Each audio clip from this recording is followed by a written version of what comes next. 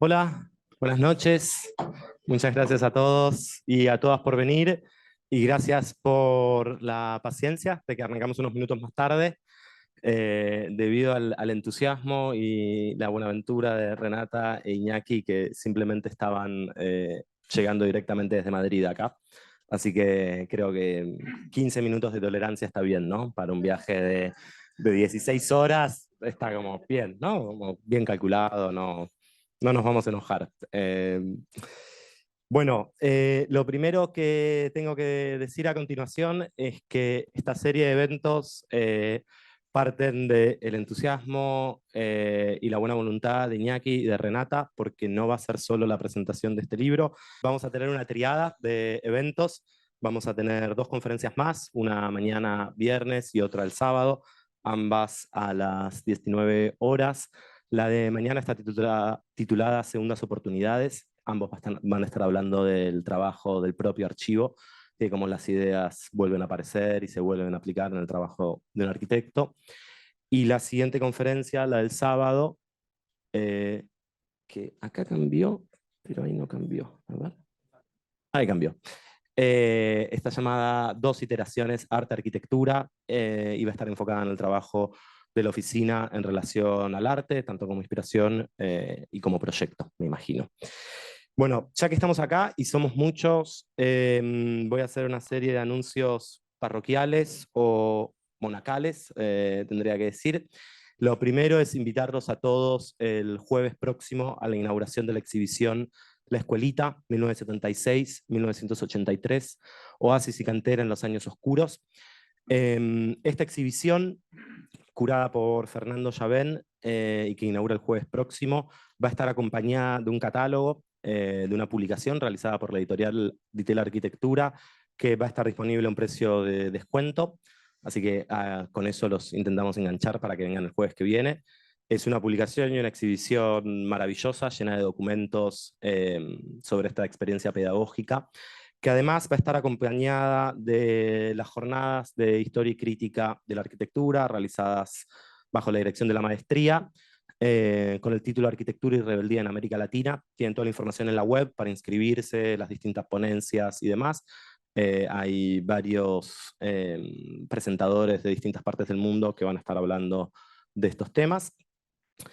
Y como siempre, todas las actividades que llevamos adelante en el CA que están disponibles en el calendario, se pueden llevar su copia impresa. Eh, de aquí a terminar el año vamos a estar recibiendo a las arquitectas chilenas, a Cecilia Púa y Paula Velasco. Vamos a estar otorgando el premio de Itela Arquitectura 2025 con una publicación. También vamos a tener una conferencia pública sobre archivos con Inés Salduendo, la directora del archivo del GSD de Harvard, quien va a estar hablando con Isabela Moretti del archivo de Itela Arquitectura. Bueno, a ver. Por último, no es porque esté yo en la foto, es solo para avisarles que todas las conferencias del CA que están disponibles en el canal de YouTube de la escuela, la última que publicamos fue esta conversación con el escritor Martin Cohen, así que siempre que no puedan llegar o que quieran volver a repetir algo, el canal de YouTube de la escuela es un espacio que tiene mucho trabajo de edición de nuestro equipo para que las cosas se entiendan.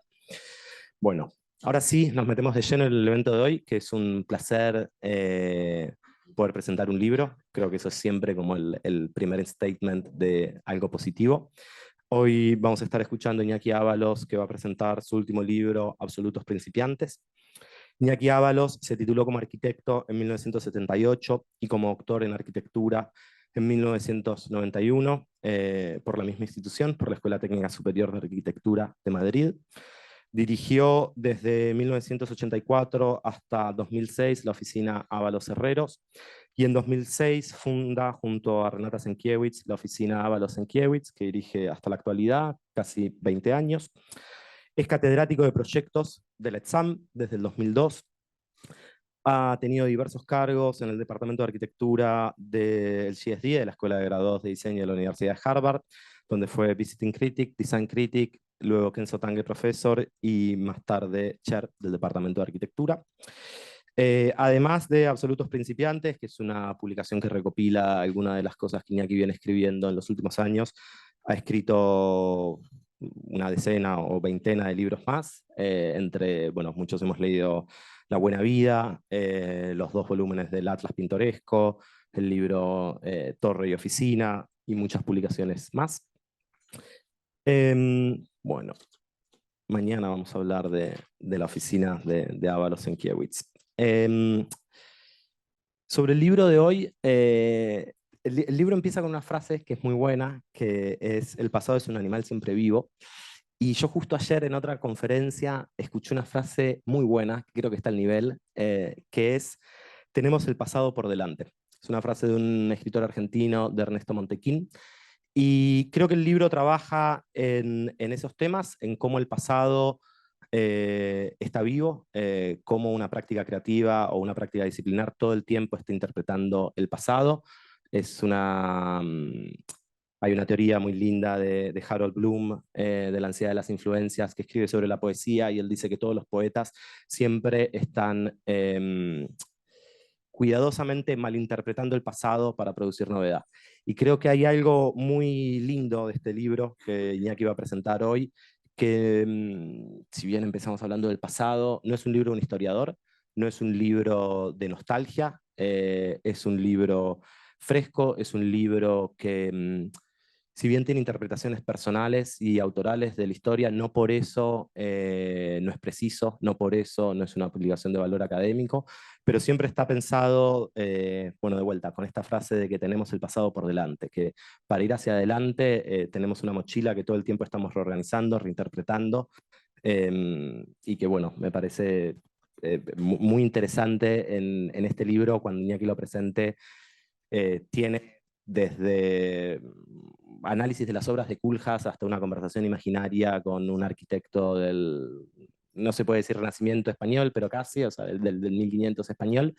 Y lo que es maravilloso de esta entrevista ficticia que hace Iñaki es que no hace un regodeo del pasado, sino que hace hablar a un arquitecto del 1500, decirle qué opinaría de Mies. Y me parece que eso es lo interesante, que no son ensayos sobre la historia por la historia en sí, sino que es todo el tiempo estar trayendo la historia a dialogar con el presente. Bueno, ya verán con eso que es un libro que no carece de cierto sentido del humor y de la acidez. Recopila muchos textos que creo que algunos de nosotros conocemos, como la conferencia que dio cuando terminó su ciclo en el CSD, La arquitectura en busca del conocimiento, que acá está con otro título, pero que es un poco el germen de su publicación Palacios Comunales. Así que, bueno, Iñaki, muchas gracias por estar aquí con nosotros. Es un placer tenerte.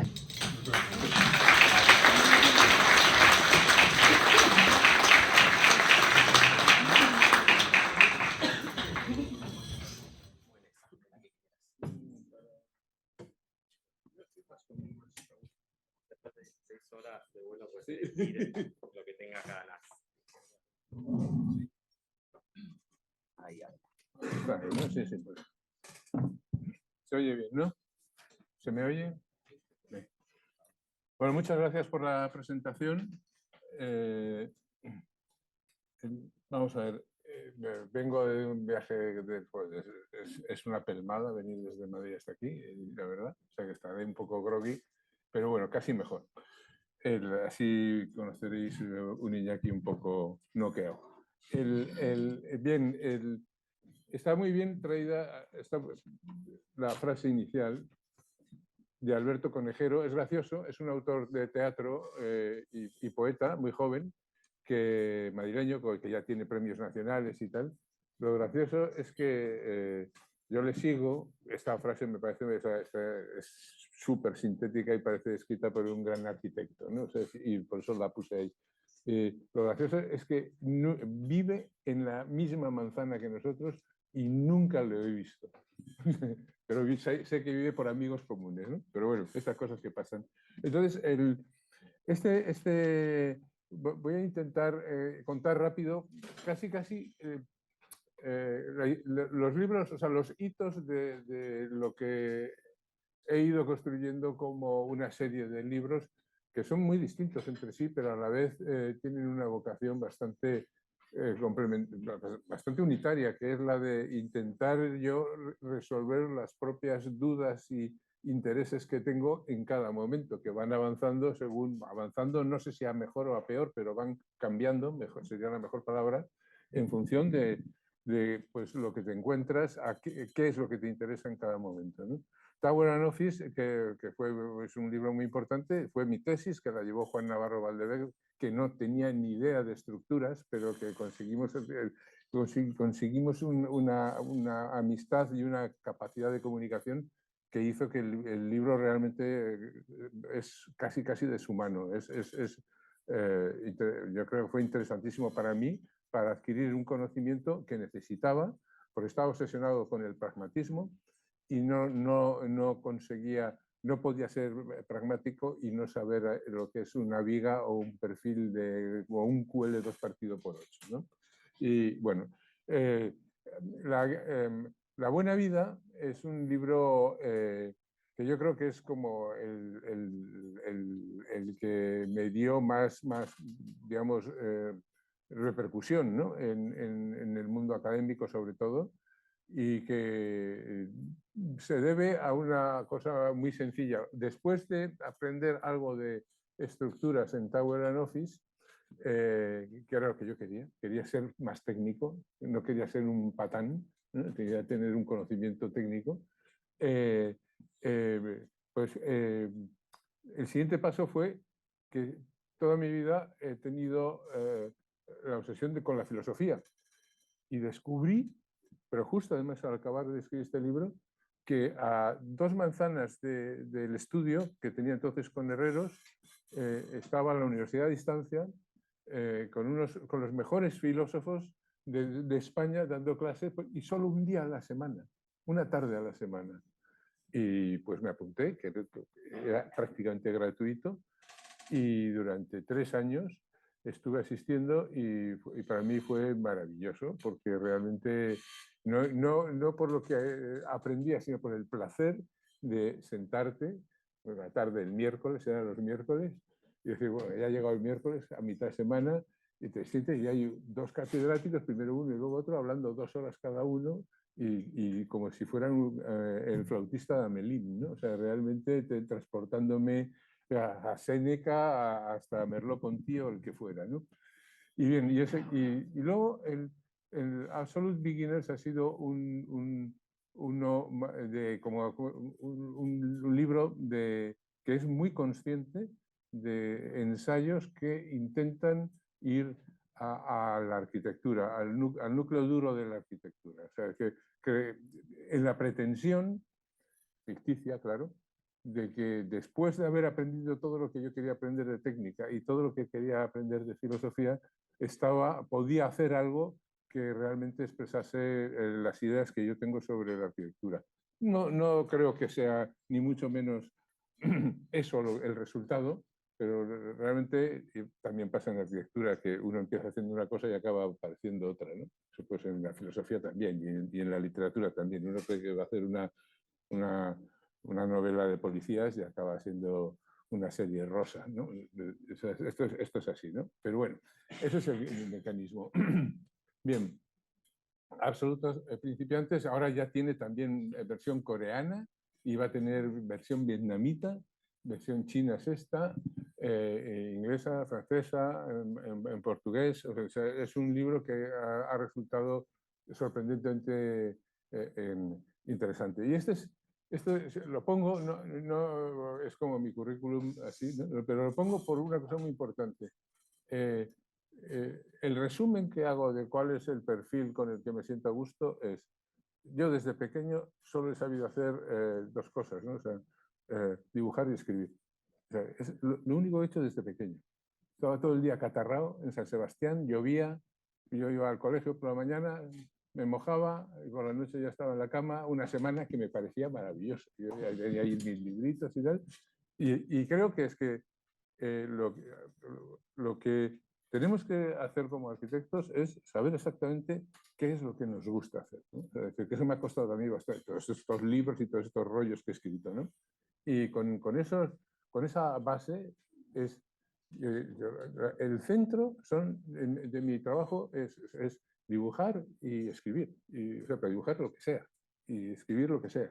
Entonces aquí está básicamente eso, ¿no? O sea, los ensayos están por una parte en la academia, que es una forma de poner en voz alta tus ideas y por lo tanto ayudarte a construir discursos, y por otra parte la práctica, o sea, dibujar. O sea, y eso lo sabe bien Renata, que yo lo único que hago en el estudio es hacer monos.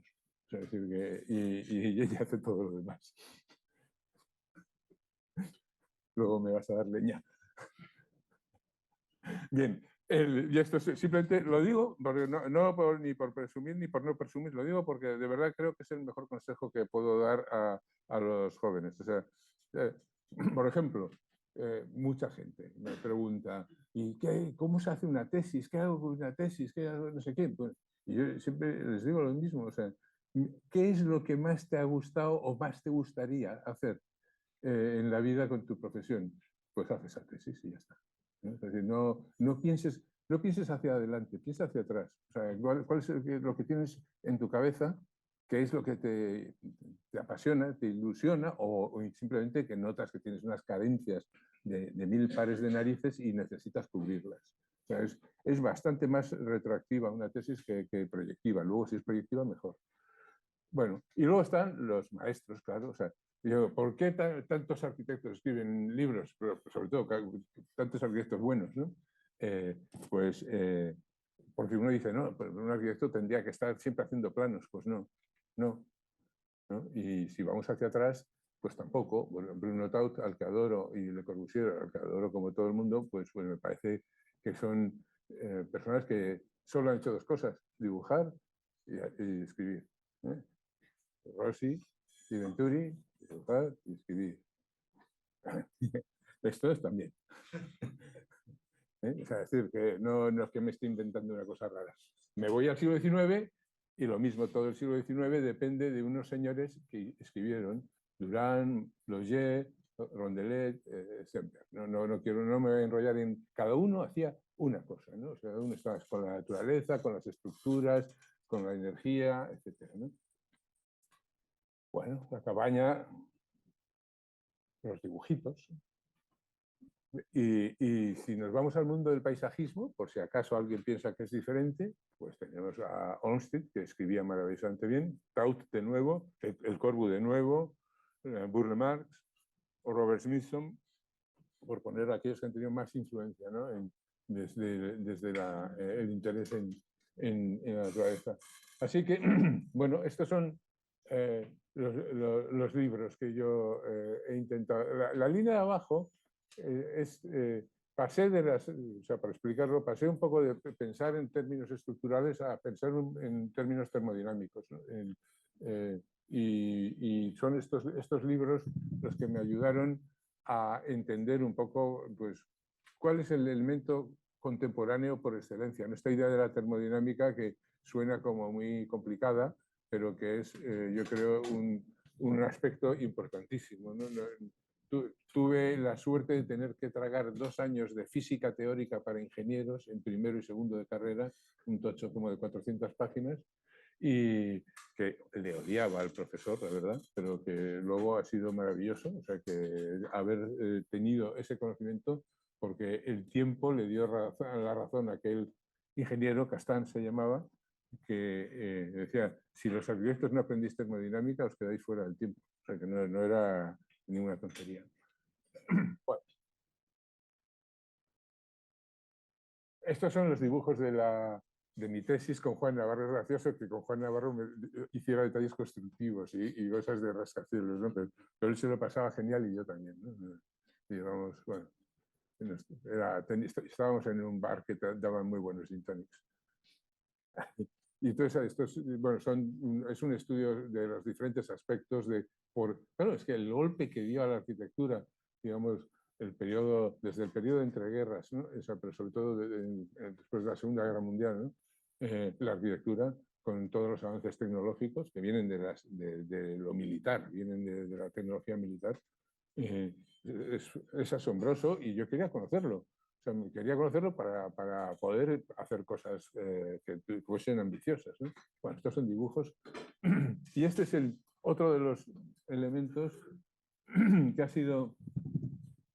ya os daréis cuenta que me gusta siempre el análisis comparado, ¿no? Que es una técnica más vieja que el TVO, pero es maravillosa. Este para mí es el resumen del siglo XX. Es decir, ¿cuál es el gran espacio? Central Park, Nueva York. ¿Cuál es el gran dibujo? La ciudad verde, la ciudad radiante de Corbusier, ¿no? Hay una, entre ese dibujo que me parece precioso y esta foto de Friedlander, que también es preciosa, pues está dicho casi todo, ¿no? Esta hibridación de arquitectura y naturaleza, este intento de conseguir que haya como una compatibilidad y un trabajo simultáneo en los dos aspectos, a mí me parece que es esencial. Este es el dibujo con el que Renata y yo empezamos a trabajar juntos, que es suyo, su fin de carrera, que realmente es una bestiada del proyecto en la nada, en las afueras de Madrid, unas torres de 10 o 12 metros por 12 metros, sosteniendo una especie de nube cargada de programas, y que era supuestamente un hotel finísimo, que todo el mundo al principio quería suspenderlo, hasta que pues ella siguió trabajando hasta que se dieron cuenta de que era una preciosidad de trabajo. Son un apartamento por planta y claro, parecía todo irrisorio, inútil, ¿para qué? Tal, ¿no? Pero bueno, ella siguió y fue definiéndolo y luego tenemos esto. Hoy tenemos esto. Esto es lo que tenemos. Esta es la imagen más icónica que se ha producido en las últimas décadas con la arquitectura. Central Park y esos esbeltísimos pilares que son edificios, ¿no? O sea que no estaba tan mal, ¿no? Ahí, claro, por algo nos pusimos a trabajar juntos, ¿no? Porque me parecía espléndido, ¿no? Y aquí está ya, hicimos esta exposición en el IESD, en Harvard, que pues nos tocaba por el cargo hacer una exposición. Hicimos precisamente de 3 proyectos. Uno era este, que lo hacíamos con libros. Aquí se ve la maquetita, esa es la maquetita que hizo para el fin de carrera. Y están los libros que estábamos leyendo entonces, los dibujos de ese y otros proyectos. Y aquí están, pues, Tower and Office, está Natural Artificial, está el libro de Los Ángeles, está el This is Hybrid, está Nietzsche, está Huizinga, en fin, hay para quien quiera cotillear, pues tiene ahí bastantes referencias. Bien, y a partir de ahí surge un segundo punto, que es ese, el de las 4 horas los miércoles por la tarde, el de la filosofía, ¿no? Y claro, como eso, o sea, yo leo y dibujo.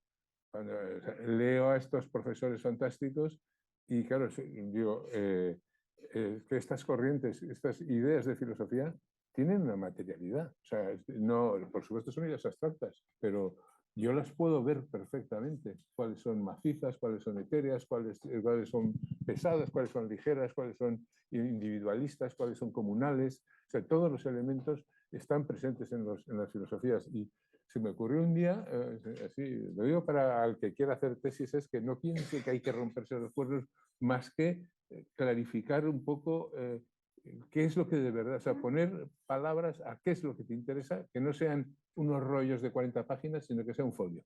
Entonces, aquí yo dije, a ver, me han interesado estos filósofos. ¿Qué les podría asociar? ¿Qué idea de vivienda podría asociarles a cada uno? ¿No? Claro, a Nietzsche pues, se puede asociar a Mies van der Rohe, aislados, todos torturados y tal, ¿no?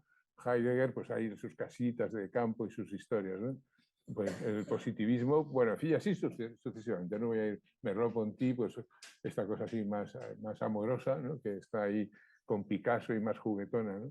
Bueno, William James, al final, pues el pragmatismo, toda la arquitectura americana de la posguerra, desde los 50 hasta los 80, ¿no? Y este es el mecanismo que utilicé para hablar de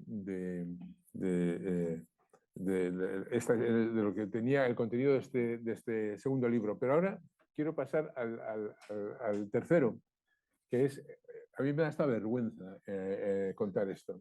Estos son los hermanos Smith y Smith en Los Ángeles, o Green and Green.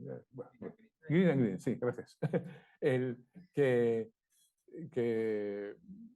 estaba en Los Ángeles y tuve el gustazo de pasarme 3 meses en Los Ángeles con un coche prestado, o sea que me lo chapé todo.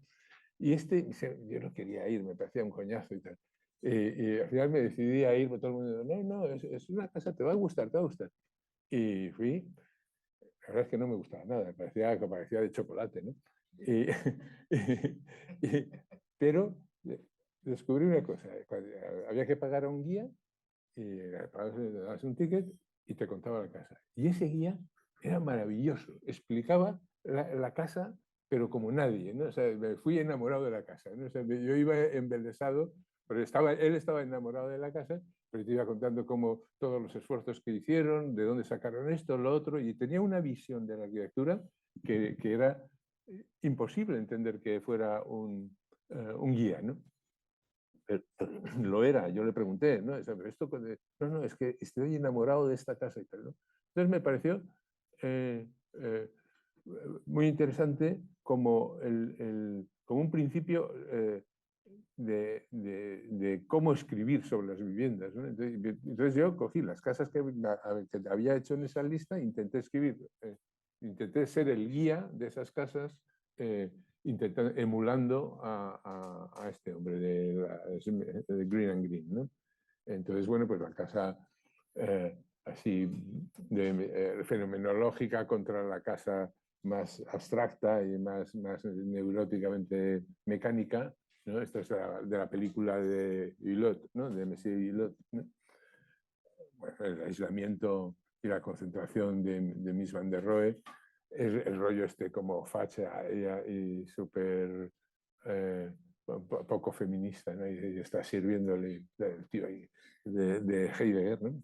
El existencialismo que tuvo grandes, y ha seguido teniendo grandes problemas a pesar de ser una filosofía maravillosa. Picasso, que es un bon vivant, ¿no? Haciendo lo que le sale de las narices en un palacio que es suyo y lo pone por aquí una cosa, por allá otra y tal. Y este sí que se hace lo que le sale de las narices, Warhol, ¿no? Más postmodern, ¿no? Más de ahora, pero siendo de una enorme lucidez, ¿no?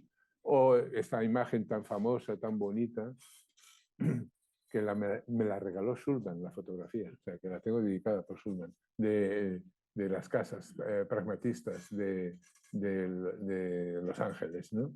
Que esta sí tiene 2 mujeres, no tiene chicos, no tiene machos, ¿no? O sea, digamos que van casi naturalmente componiendo un discurso que es el que me interesaba. Y de ahí paso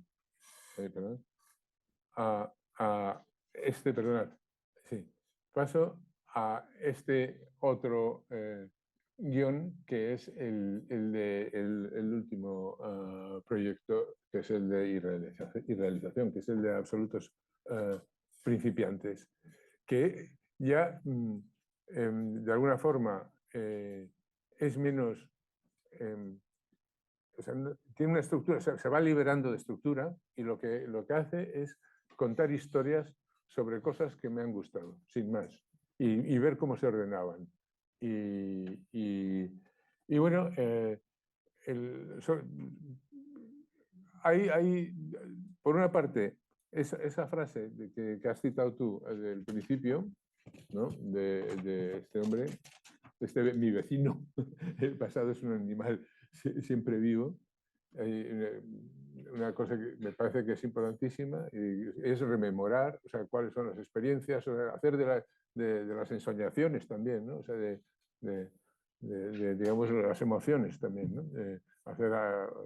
entenderlas y estructurarlas y ver qué es lo que te ha interesado y qué es lo que, cómo lo describes. O sea, describir, solo el hecho de describir es construir, ¿no? O sea, cuanto son emociones dispersas e intentas hacer simplemente un capítulo, unas frases y lo consigues, estás construyendo y es una ayuda para un arquitecto, bueno, para los que les guste escribir y dibujar, que creo que son todos, pero que yo lo recomiendo intensamente. Entonces, bueno, hay un momento, y esto es como el green and green, hay un momento también, así chorras, así muy tontorrón, pero que es importantísimo, ¿no? que en toda la cultura pop, el momento en el que los estudios, tanto de Los Ángeles, ¿no? del Capitol Records, como en Abbey Road en Londres,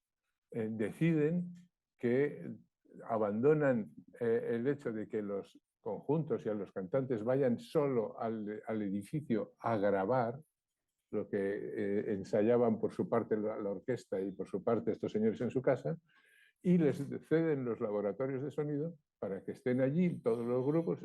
Pet Sounds de Beach Boys, por ejemplo, está hecho así. O sea, son 3 meses que trabajan allí los tíos sin que les dé el coñazo a nadie. Y sale el mejor disco que ha habido en muchísimo tiempo, ¿no? Y exactamente igual los Beatles, claro, se apuntaron y dijeron, nosotros también queremos, no sé. Y realmente modificó la forma de hacer música pop, vamos a decirlo, ¿no? Y bueno, eso es como en la película esta. ¿A quién no le gusta la música? ¿No? Es decir, que ¿no? Estos los compré yo de niño. Good Vibrations. Y aquí hay, sí, cuando todo el mundo dice, no hay libros, no sé, pero vosotros puedes hablar de Heidegger o lo que sea, ¿no? El libro de Keith Richards es fantástico, os lo recomiendo. Tenía alguien que se lo escribía, pero es su cabeza. Él lo dicta y luego se lo pone un poco más ordenado porque su cabeza es bastante caótica. Y David Byrne es como un catedrático, o sea, lo analiza todo, lo tiene todo sobre cómo ha ido evolucionando el sonido, cómo se graba, por qué, con quién, etc. Y luego está la música que viene ya de todos los exportados de África a Latinoamérica, ¿no? O sea, toda la música del reggae, ¿no?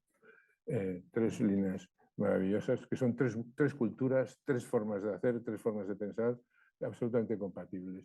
Y el rey, ¿no? El rey es Bowie, punto.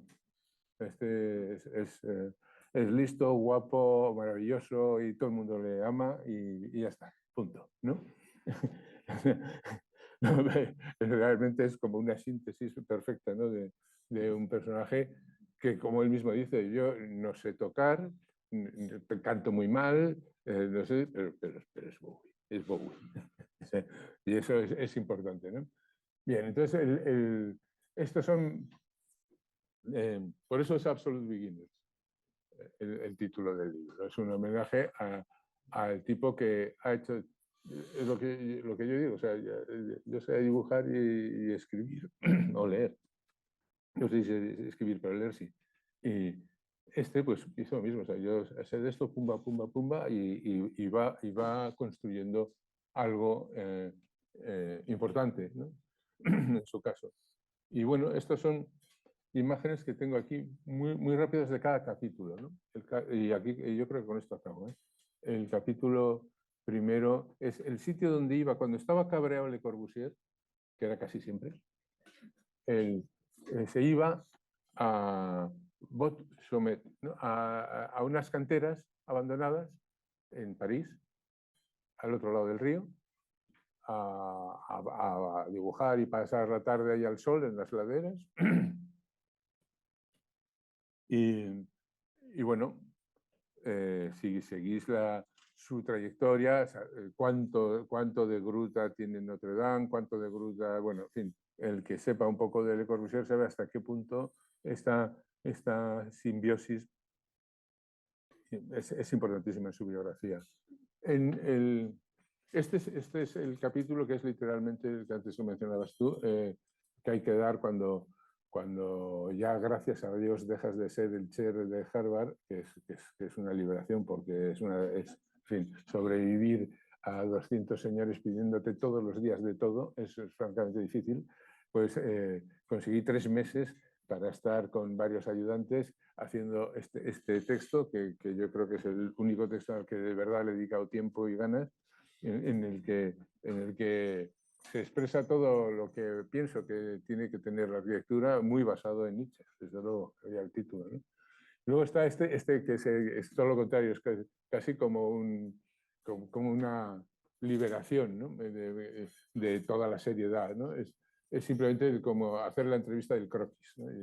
Siempre me ha gustado la arquitectura del Renacimiento, me ha gustado la arquitectura del sur de España, que es la que se vino a Latinoamérica, y la valentía de muchos de estos arquitectos, el que más Van Delvira, que además fue el único que escribió y hizo dibujos y un libro de dibujos.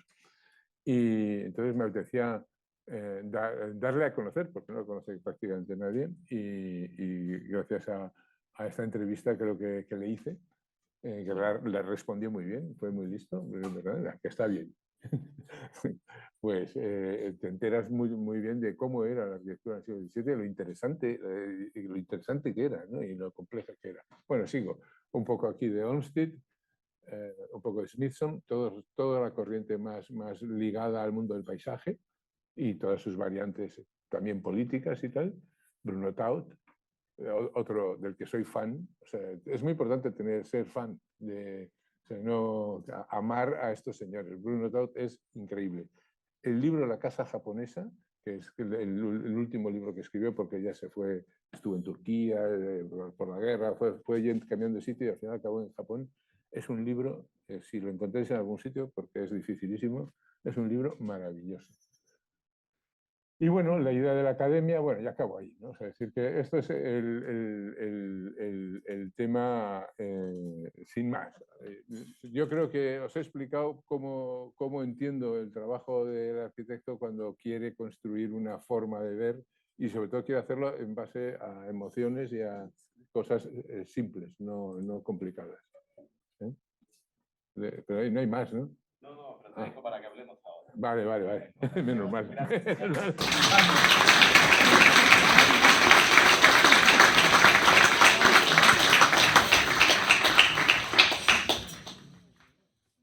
Sí, ahora sí es como que compartimos un rato y Venga, sí, lo que queréis. hablamos, si tienen todavía paciencia.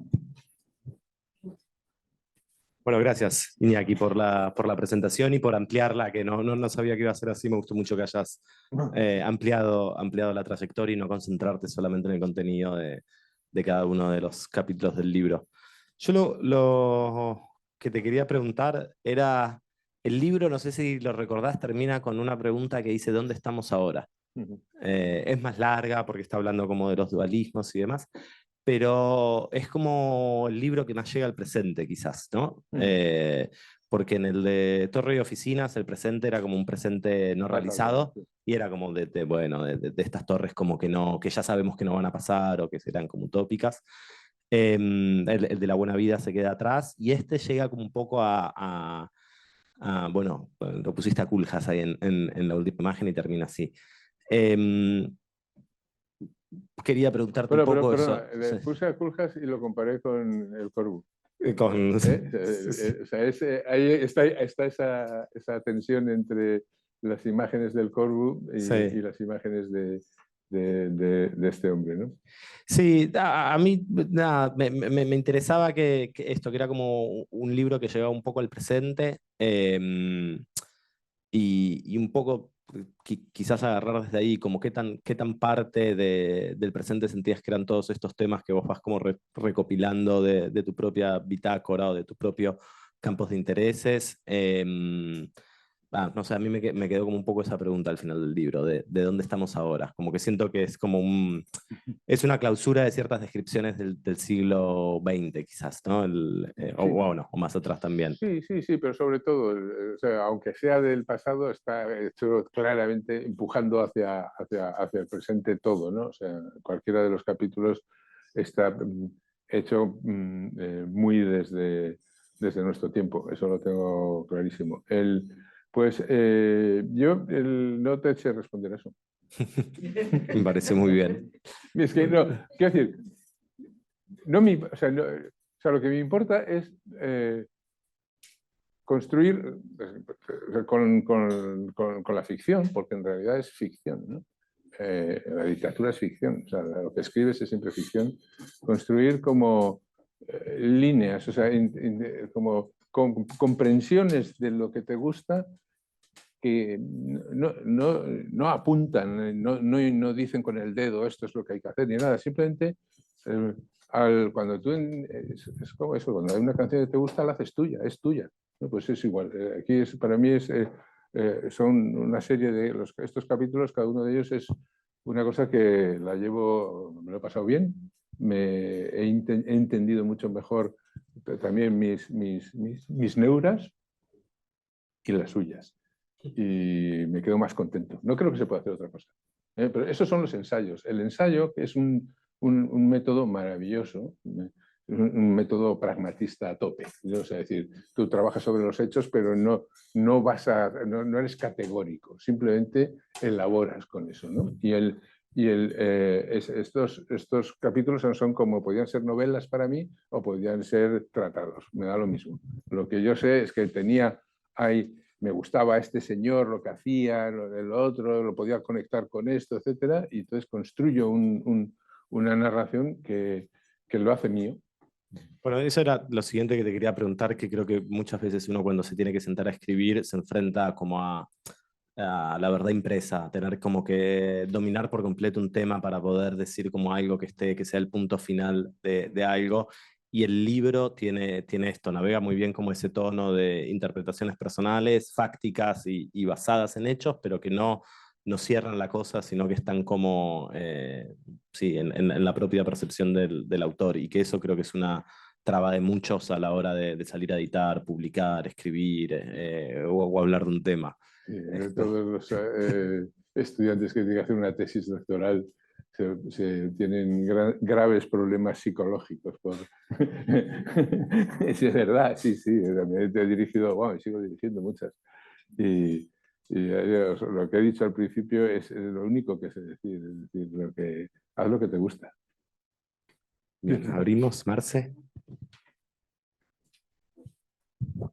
Gracias, Iñaki. Gracias por la valentía de venir del aeropuerto acá y a sentarte y dar una conferencia. Es ejemplar. A mí me gustó mucho encontrarme con el libro porque recopilaba pedazos que tenía sueltos por todos lados de artículos y cosas que habías hecho, ¿no? O sea, de Taut estaba el catálogo, había algunos artículos, claro, como o de artículos del país, había algunas ideas que viajaban también por ahí, del Atlas pintoresco, ¿no? Javier contaba lo del GSD, palacios comunales, etc. Olmsted había aparecido también en los Atlas, pero todo eso con cosas nuevas, ¿no? Lo de Vandelvira fue como la excepción que confirma la regla. Y también me hizo dudar de la entrevista de Bodegones de fin del siglo, del Croquis, que obviamente con eso entendí que esa era también una entrevista autoescrita, ¿no? No es para confesarlo, ¿no? Pero a lo que voy es que todos estos textos que volvían a aparecer, volvían distintos, no son los mismos textos. Hay ideas que se van puliendo y que, por ejemplo, el Olmsted de ahora contaba cómo había hecho para hacerlo. Y en el Atlas esa parte no estaba. ¿No? Los palacios comunales también. Es como, vuelven los mismos temas, pero vuelven pulidos y vuelven ordenados de una manera que cobran otro sentido. Entonces, cuando también miraba lo que iba a pasar mañana, ¿no? Que está de segundas oportunidades, la conferencia, me salía a preguntarte si también existe la posibilidad, o sea, estoy diciendo que sí, pero quiero ver qué decís vos, de segundas oportunidades para ideas o para textos, ¿no? Porque el libro puede ser algo de eso también, no sé qué opinás. Bueno, eso Renata sabrá lo que va a decir mañana. Sí, pero siempre son... segundas oportunidades en arquitectura. El día que pensé ese título, dije, qué bien. O sea, qué libertad, ¿no? O sea, sí, porque estamos todos obsesionados con hacerlo perfecto y tal, ¿no?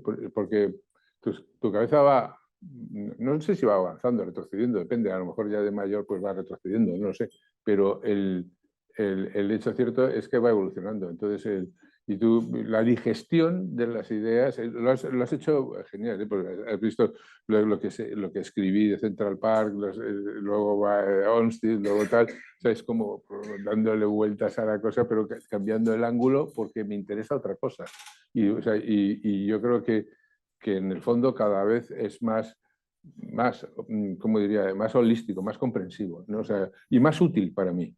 O sea, es decir, que uno escribe también para ser mejor arquitecto, claro. Y si repito los nombres o repito las cosas es porque me ha quedado ahí, no sé, ahora sé un poco más, no sé, ahora lo leo y lo veo y entiendo otras cosas, ¿no?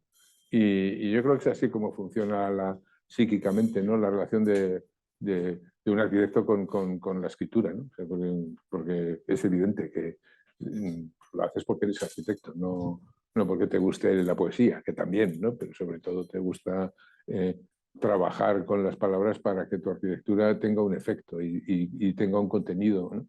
Bueno, segundas oportunidades es para mí, eso, antes hablábamos de Inés Zalduendo, que estuvimos con ella en el ISD, y era Learning to Manage the Archive, ese era el título del curso.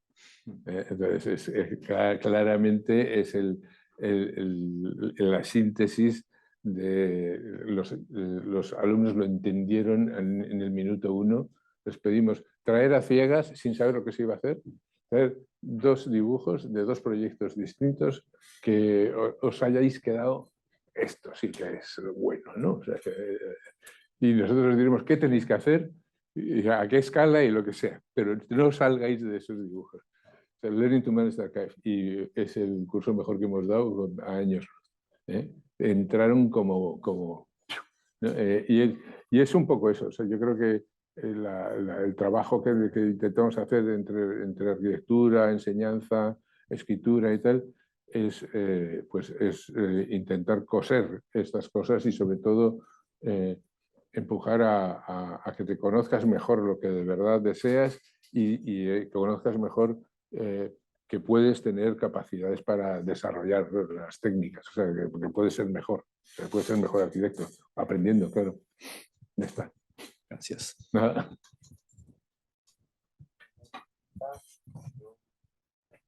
Tenía una, volviendo a la anterior, volviendo a lo anterior, a mí algo que estoy sorprendido en el libro y que a mí me impactó mucho la charla de la arquitectura en búsqueda del conocimiento, que es cuando aparece todo este trip obsesivo de como la piedra fundacional de la arquitectura de usos mixtos en los monasterios. Y estoy sorprendido como la enorme latitud que tienen los textos y los intereses, ¿no? Como desde una cuestión súper pragmática de una torre a esto, a ponerse a investigar sobre monasterios y viajar y estudiarlos a fondo, no simplemente como de un boceto mental. Y quería preguntarte un poco sobre ese libro y sobre ese proyecto, sobre el de los palacios atemporales, como de dónde había aparecido esa película Que no estaba en otros. que no estaba en otros, sí. Sí, pues vamos a ver. Había una. Sabes que en el GSD acostumbres a los 5 años tienes que dejas el cargo y tienes 3 meses que no tienes por qué dar clases ni nada para preparar una charla magistral, que para mí era un planazo absoluto. O sea, decir, joder, que por fin me libro del coñazo de gente dándome la tabarra todo el día, ¿no? Porque es un cargo pesadísimo. Tiene ventajas, pero es pesadísimo. Pero bueno, entonces, siempre, desde hace mucho tiempo, cualquiera que sepa un poco de historia se da cuenta de que los monasterios son absolutamente esenciales en la evolución de las tipologías urbanas y no urbanas, ¿no? Y que realmente, y bueno, y sobre todo de la ciudad del Renacimiento, etcétera, etcétera, ¿no? Trajeron la cultura, fueron capaces de acumular, inventar tipologías, muchas cosas, ¿no? Muchísimas cosas.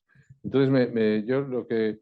y me gustaba ese carácter complejo que tiene. Y luego la clave fue cuando me di cuenta, claro que lo sabemos todos, pero me di cuenta hasta qué punto los monasterios son el paradigma de las escuelas de arquitectura. O sea, es exacta, son escuelas de arquitectura. O sea, ahí está todo, ¿no? Entonces, ya cuando... esos son como manías al que le gusta escribir. No sé, cuando veo que hay una conexión entre el principio y el final, ya me digo, aquí hay tela, ¿no? Hay que cortar.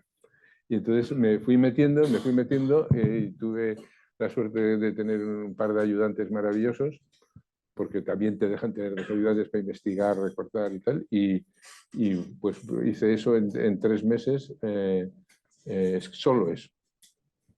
Prácticamente solo eso. Algún viaje a Madrid hicimos, algo así, pero prácticamente solo eso.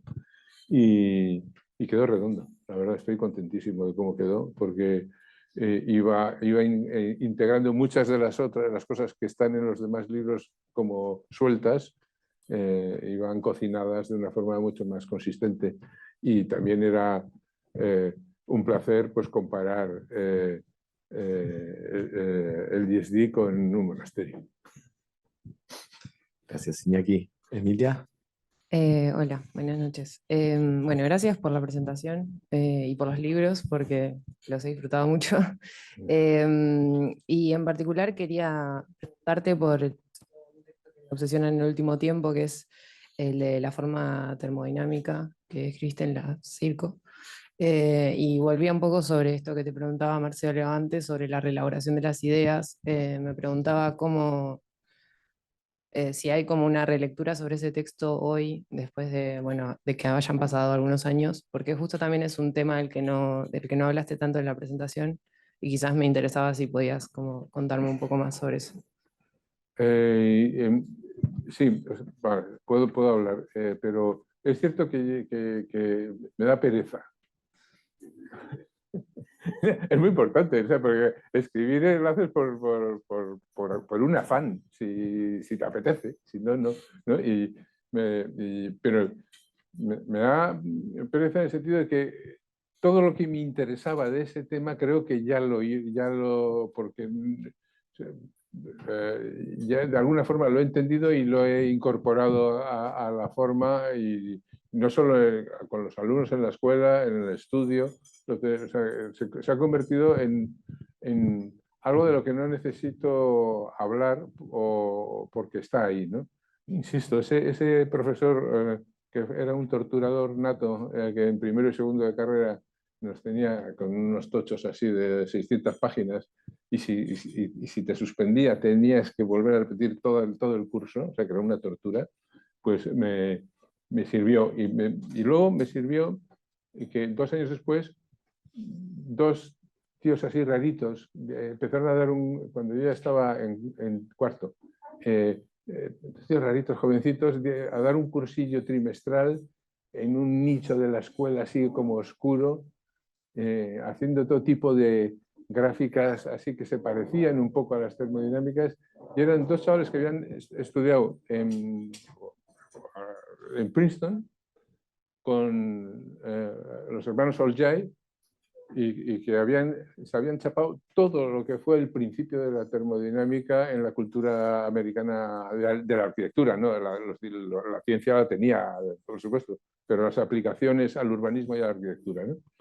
Y lo que habían hecho, fíjate si éramos cutres en aquellos años en Madrid, era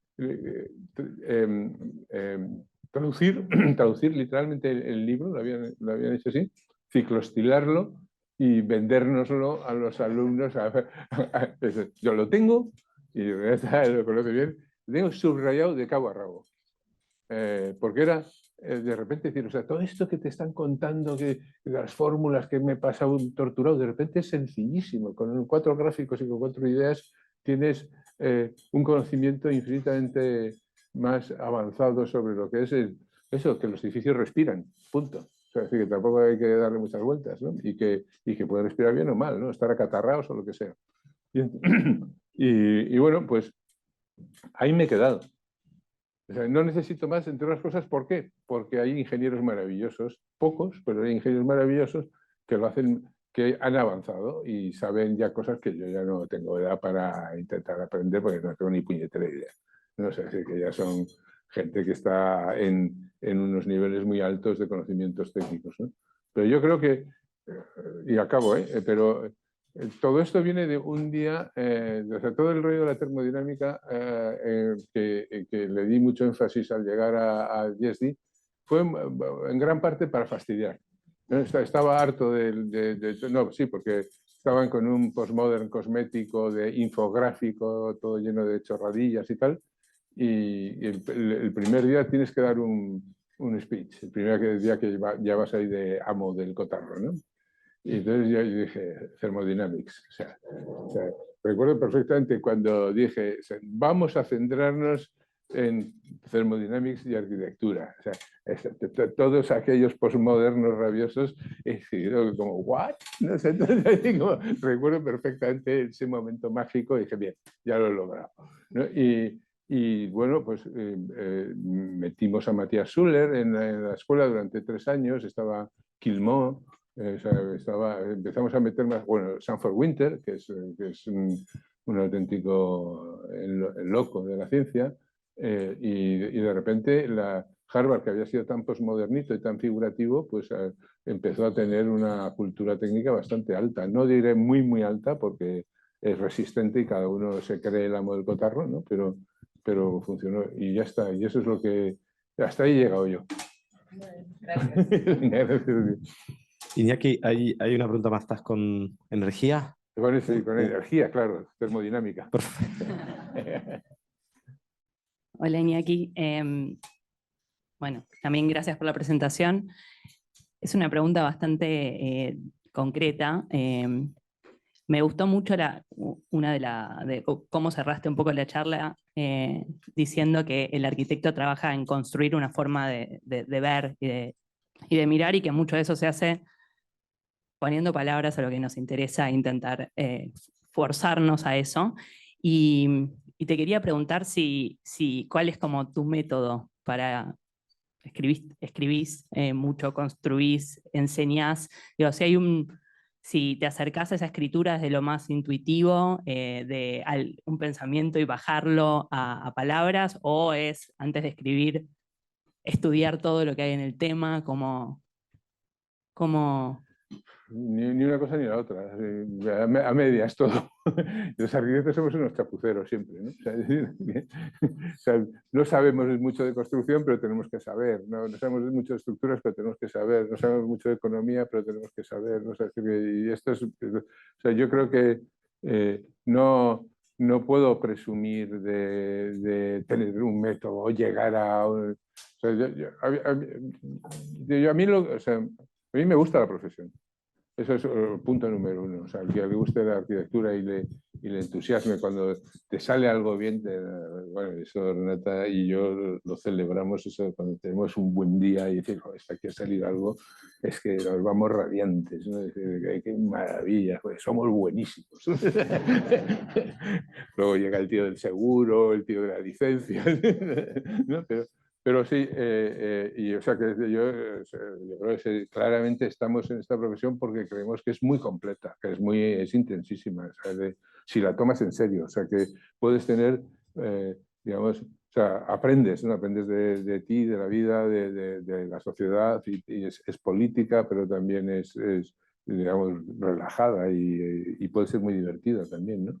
Yo no tengo una respuesta así muy clara más que la de tener como, después de ya muchísimos años, un entusiasmo moderado, pero un entusiasmo claro, porque yo creo que cuando las cosas van bien y me suena la diana y consigues acabar algo que tenías pensado. No me refiero solo a edificios, puede ser un libro, puede ser cualquier tipo de aventura que te hayas puesto. Es un placer, es un auténtico placer. Entonces, hay que moderarse en que el placer sea construir mucho. O sea, los placeres del arquitecto son...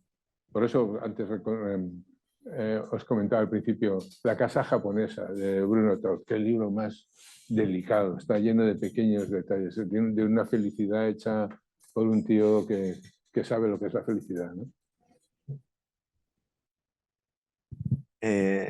Bueno, yo creo que podemos cerrar con esa frase perfecta. Gracias a todos, gracias Iñaki.